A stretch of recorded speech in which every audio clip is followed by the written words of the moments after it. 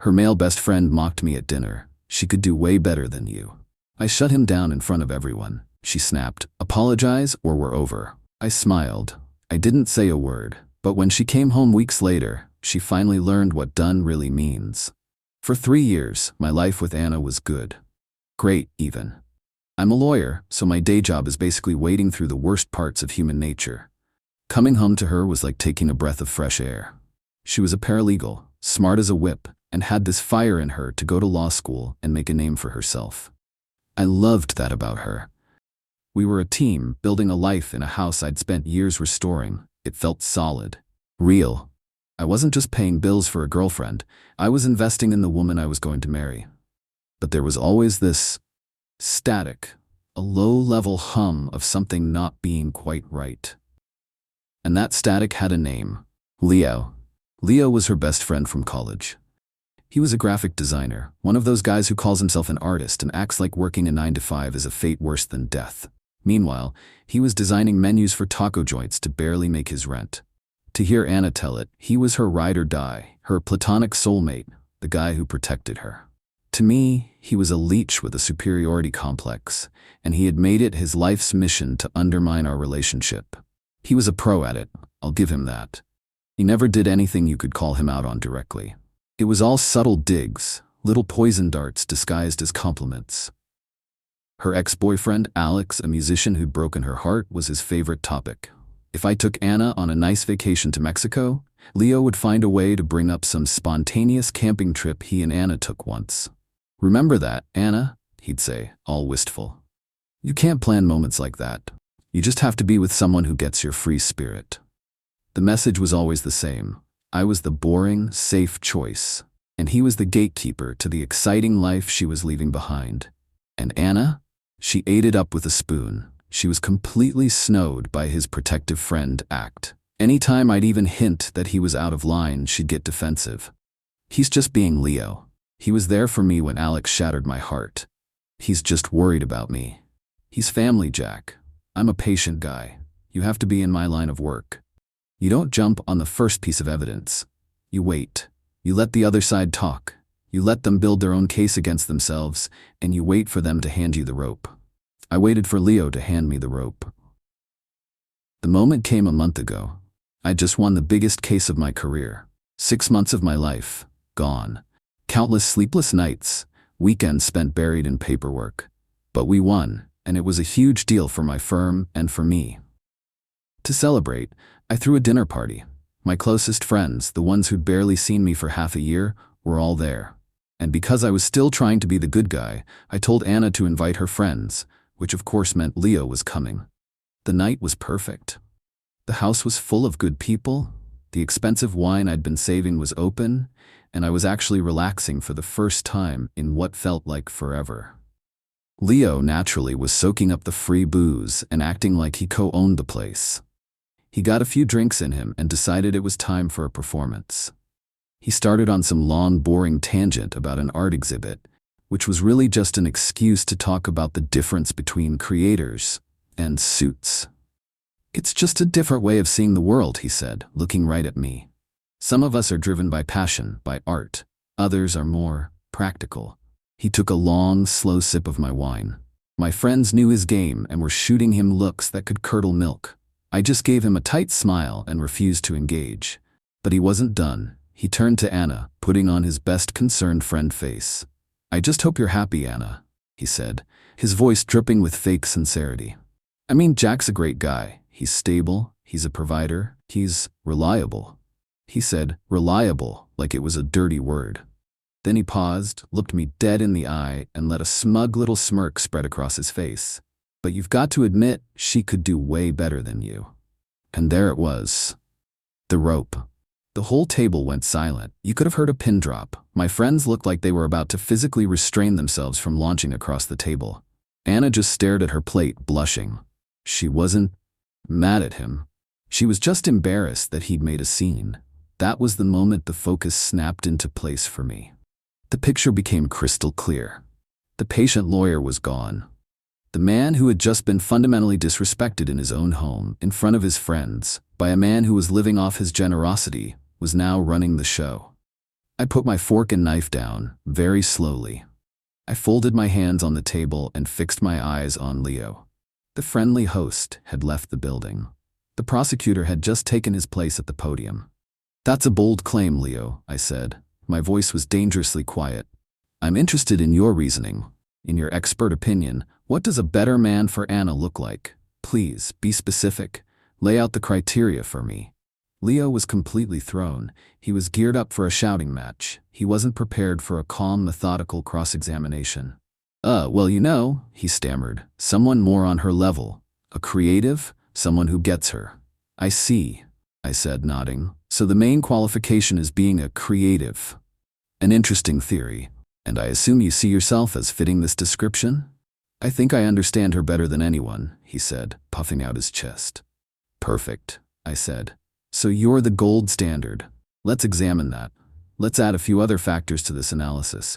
Let's talk about something more concrete than vibes. Let's talk about investment. As everyone here knows, Anna is in her second year of law school. It's a top-tier program with a price tag to match. I'm paying for that, the whole thing. It's a major investment of capital, of course, but it's also an investment of faith. Faith in her and faith in our future together. So my question for you, Leo, as the self-appointed gold standard of what's better for Anna, is this. What have you invested in her future lately, other than your consistently negative opinions of me?" Leo's face went white. Anna shot me a panicked look. "Jack, don't do this," she whispered. I held up a hand to silence her, my eyes still locked on Leo. "I'm not done. Let's talk about the car she drives. It's safe, it's reliable, it gets her to school and back. I bought it for her. Now, you have a car too, right, Leo? A cool little convertible that seems to break down a lot. In fact, Anna has had to loan you money for repairs at least 3 times in the last 6 months, hasn't she? Money that she took from the household account that, by the way, I'm the only one who deposits into. So in a very real sense, Leo, I'm not just investing in Anna's future, I'm also paying to keep your little hipster mobile on the road. You're welcome." One of my buddies at the table actually snorted with laughter before covering it with a cough. Leo looked like he'd been slapped. "And finally," I said, leaning forward, my voice dropping, "let's talk about this house. The roof over her head. I own it, I pay the mortgage, I fix the things that break. You, on the other hand, have been late on your rent so many times that Anna has had to cover for you, again, with money that I earned. So let me just summarize your argument for the jury, for the table. Your position is that a man who provides a stable home, a reliable car, and a fully funded, top-tier education is an inferior choice for Anna, and that a better man, by your definition, is one who is a financial black hole, who drains her resources, and who repays her kindness by systematically trying to sabotage her relationship out of what can only be a pathetic, transparent, and deeply creepy obsession. Is that a fair and accurate summary of your position, Leo?" I leaned back. The closing argument was done. The room was utterly silent. Leo was a broken man, a witness who had just been torn to shreds on the stand. He just sat there, humiliated, unable to speak. I looked at my friends who were all staring at Leo with open contempt. Then I looked at Anna. Her face was a storm of emotions. But the one that won, the one that broke through the shock and embarrassment, wasn't relief. It wasn't gratitude. It was pure, white-hot fury. She shot up from her chair, the legs scraping violently against the floor. Her whole body was shaking. "I cannot believe you just did that," she hissed. "You humiliated him, in front of everyone." "He humiliated himself, Anna," I said, my voice tired now. "I just presented the evidence." "Apologize to him," she demanded, her eyes blazing with a fire that was aimed entirely at me. "Right now. Apologize to my best friend for what you just did. Apologize, or we are over." And there it was. The ultimatum, the final piece of evidence. She was standing next to the wreckage of a man who had just been exposed as a manipulative parasite, and she was defending him. She was choosing him. The love I had for her didn't just die, it was executed. I looked at her, and for the first time, I saw her with perfect clarity. I didn't get mad. I didn't yell. I just smiled. A small, sad, and completely final smile. I didn't say another word. I stood up, picked up my wine glass, and walked into the kitchen, leaving her standing alone in the silent dining room. The case was closed. The verdict was in. The aftermath of that dinner was swift. Anna and Leo left together in a cloud of drama. She moved in with him that night, a decision I'm sure was made in the heat of her rage and his humiliation. In her mind, she'd thrown down the gauntlet. She was waiting for me to come crawling back, to apologize, to do whatever it took to fix what I had broken. She had no idea that I had simply accepted her terms. For 2 weeks, I went completely dark. I didn't answer her calls. I didn't reply to the barrage of angry, then confused, then pleading texts. I ignored the mutual friends she sent to plead her case. I was a ghost. Instead of chasing her, I got to work. My house, which had felt like our home, now felt like a crime scene. I spent a weekend methodically packing every single thing she owned into boxes. It wasn't an angry act, it was a cleansing. I was an executor, settling the estate of a dead relationship. When I was done, I stacked the boxes in the spare room, changed all the locks, and reset the security codes. Then I made 2 phone calls. They were not pleasant, but they were necessary. They were the logical consequences of the verdict she had delivered at that dinner party. The first call was to the dean of admissions at her law school. I had a good relationship with him from my alumni work. I explained in calm, professional terms that due to a permanent change in my personal circumstances, the private scholarship fund I had set up to cover Anna's tuition was being dissolved, effective immediately. The second call was to the managing partner at my firm. I had pulled a lot of strings to get Anna a coveted summer internship there. It was a career maker. I explained that a severe and irreconcilable personal conflict of interest had arisen, and the offer had to be rescinded. I took no joy in this, but my support for her was based on the foundation of our partnership. She had taken a sledgehammer to that foundation. She could no longer live in the house. Exactly 2 weeks after the dinner, she showed up at my door. I watched her on the security camera fumbling with her key, her confusion turning to anger when it didn't work. She finally rang the bell. I opened the door, leaving the security chain on. She looked awful. The righteous anger was gone, replaced by a weary desperation. The reality of living with a broke narcissistic artist had clearly been a harsh one.